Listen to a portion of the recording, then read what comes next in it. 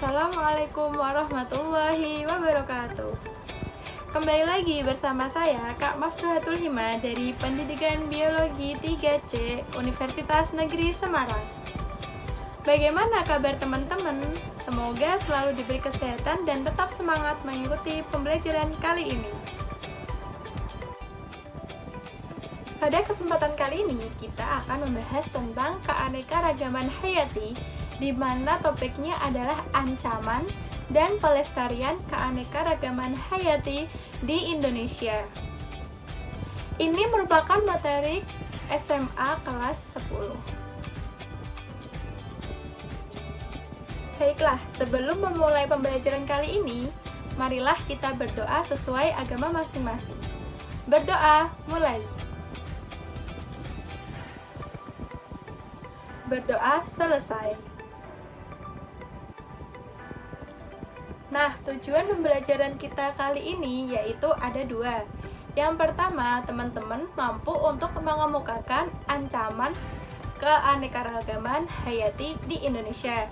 Dan yang kedua yaitu mampu untuk menjelaskan upaya yang dapat dilakukan untuk menjaga pelestarian keanekaragaman hayati di Indonesia.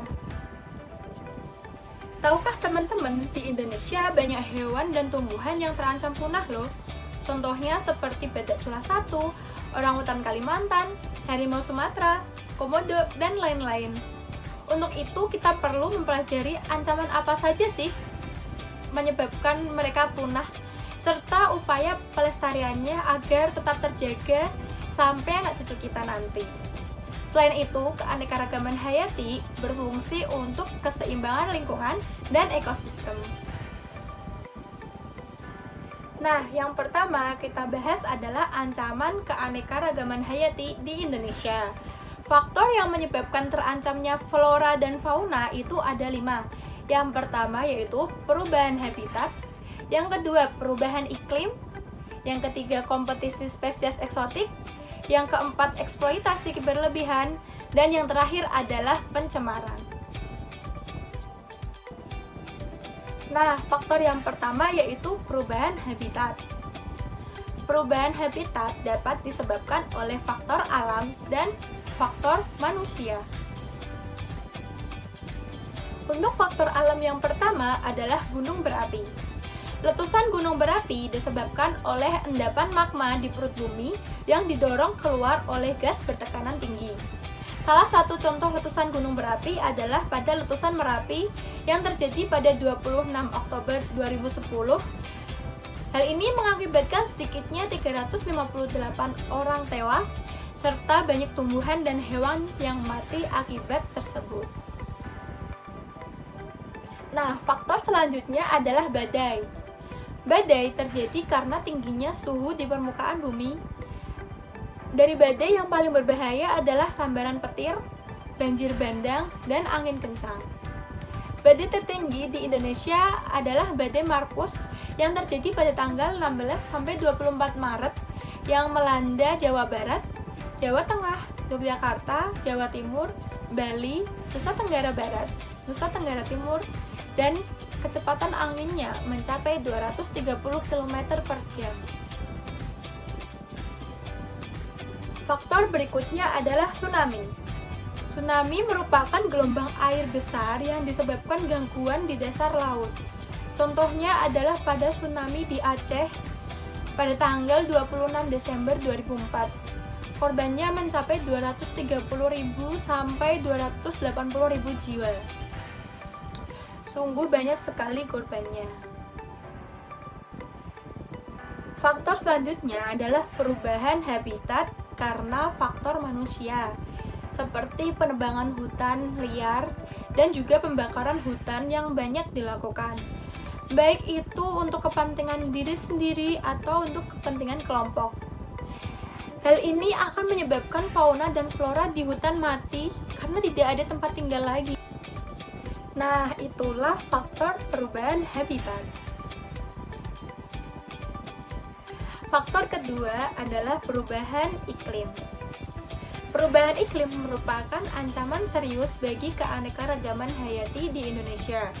Dengan naiknya suhu global, resiko kepunahan pun juga akan semakin meningkat. Pemanasan global juga menyebabkan mencairnya es di kutub selatan maupun di kutub utara, sehingga menyebabkan hilangnya habitat beruang kutub dan rubah Arktik. Tak hanya itu, pemanasan global juga menyebabkan penguapan terjadi lebih cepat. Hal ini mengakibatkan matinya ikan dan amfibi di daerah tertentu yang terkena kekeringan tersebut. Nah, faktor ketiga adalah kompetisi spesies eksotik. Teman-teman tahu gak apa itu spesies eksotik? Spesies eksotik adalah spesies dari luar yang masuk ke dalam dengan berbagai cara, baik sengaja ataupun tidak sengaja, ke suatu habitat dan berkompetisi dengan spesies asli. Invasi spesies eksotik di daerah tertentu akan mengakibatkan gangguan, bahkan mengakibatkan kepunahan suatu spesies endemik di suatu wilayah tersebut. Salah satu contohnya adalah di Danau Poso, Sulawesi Tengah. Pada saat itu, tahun 1951, ada ikan mujair yang masuk ke danau tersebut. Masuknya ikan mujair mengakibatkan punahnya ikan moncong bebek yang mana merupakan ikan endemik di Danau Poso. Karena ikan mujair memenangkan persaingan dalam mencari makan, maka ikan asli atau ikan moncong bebek akhirnya punah karena tidak kebagian makanan. Nah, faktor selanjutnya adalah eksploitasi berlebihan. Eksploitasi berlebihan merupakan pemanfaatan secara besar-besaran sampai melampaui daya reproduksinya. Aktivitas manusia dapat menyebabkan berkurangnya kelompok hayati dan akhirnya mengalami kepunahan. Misalnya seperti penggundulan hutan karena penebangan liar. Akibatnya, organisme yang hidup di hutan rimba tidak dapat mempertahankan hidupnya karena kehilangan habitat mereka. Contohnya seperti pada orangutan Kalimantan. Mereka hidup di hutan Kalimantan, namun karena banyak penebangan liar, maka pepohonan yang menjadi tempat tinggal mereka akan hilang. Akibatnya, mereka tidak dapat hidup di kanopi hutan, tetapi akan tergusur ke daerah lain yang kurang akan bahan makanan, sehingga mereka kelaparan dan lama-kelamaan berkurang, bahkan bisa punah. Oke, faktor terakhir adalah pencemaran. Pencemaran ada berbagai macam, yaitu pencemaran air, tanah, dan udara. Masing-masing pencemaran ini dapat mengakibatkan hal-hal yang tidak mengenakan ekosistem. Contoh yang pertama adalah pencemaran air yang mengandung fosfat. Air yang mengandung fosfat akan mengakibatkan banyaknya tumbuhan alga pada perairan tersebut. Alga akan mengambil oksigen pada permukaan air dan nantinya dia akan bersaing dengan ikan di bawahnya. Akhirnya ikan-ikan tidak dapat oksigen dari luar, sehingga menyebabkan ikan-ikan tersebut mati dan lama-kelamaan pun akan punah. Next yaitu pencemaran udara yang dapat menyebabkan hujan asam, di mana hujan asam dapat mengubah pH tanah sehingga tidak sesuai dengan pH tumbuhan dan akhirnya tumbuhan pun mati. Itulah ancaman keanekaragaman hayati dan beberapa faktor ini akan mengakibatkan kepunahan flora dan fauna khususnya di Indonesia. Oke, selanjutnya kita membahas upaya pelestarian keanekaragaman hayati di Indonesia.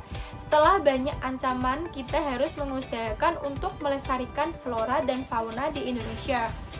Salah satu upaya pelestarian adalah dengan metode in situ dan ex situ.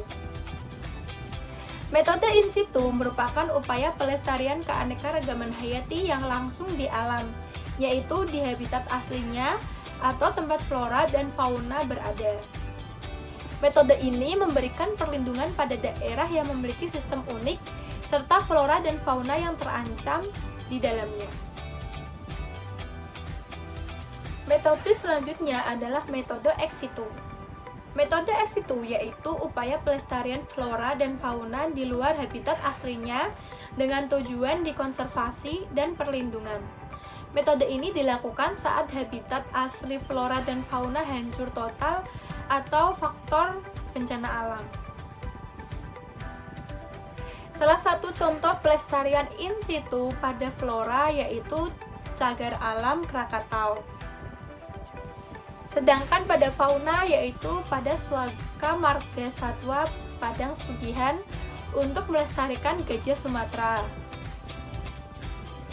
Selanjutnya, contoh pelestarian ex situ adalah pada Kebun Raya Bogor untuk flora dan pada Taman Safari untuk fauna. Itulah upaya pelestarian keanekaragaman hayati khususnya di Indonesia. Baik, setelah kita mempelajari materi kali ini, bagaimana kesimpulan dari pembelajaran kali ini? Oke, saya simpulkan kesimpulan dari pembelajaran kali ini. Yang pertama adalah ancaman keanekaragaman hayati di Indonesia itu disebabkan oleh 5 faktor. Yang pertama perubahan habitat, yang kedua perubahan iklim, yang ketiga kompetisi spesies eksotik, yang keempat eksploitasi berlebihan, dan yang kelima pencemaran. Sedangkan untuk upaya pelestarian keanekaragaman hayati, kita dapat melakukannya dengan 2 cara. Yang pertama yaitu dengan metode in situ, dan yang kedua dengan metode ex situ. Itulah materi kita kali ini, yaitu ancaman dan pelestarian keanekaragaman hayati di Indonesia. Sekian dan terima kasih. Mohon maaf apabila ada kesalahan dari saya.